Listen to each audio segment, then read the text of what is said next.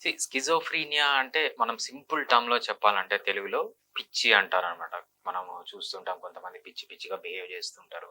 So, వాళ్ళకి పిచ్చి పట్టింది అంటారు కదా! సింపుల్‌గా చెప్పాలంటే స్కిజోఫ్రీనియా అనేది తెలుగు భాషలో పిచ్చి అంటారనమాట.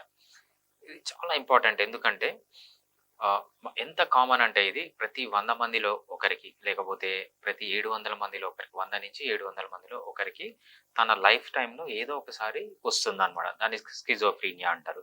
అంతే కాకుండా ఇది మెయిన్‌గా ఎవరిలో వస్తుందంటే 20 ఇయర్స్ టు 24 ఇయర్స్ ఈ మధ్యలో ఉన్న ఆడవాళ్ళలో గాని, మగవాళ్ళలో గాని ఎక్కువొస్తుంది.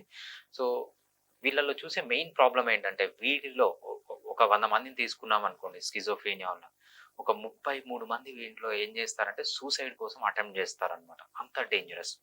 దీంట్లో 10% ఆఫ్ ది పీపుల్ అంటే ఈ 100 మందిలో 10 మంది సూసైడ్ జేసుకొని చనిపోతున్నారు. సో, ఇవన్నీ దాంట్లో ఉన్న ప్రాబ్లమ్స్. వీళ్ళలో ఏమవుతుందంటే వేరే వాళ్ళు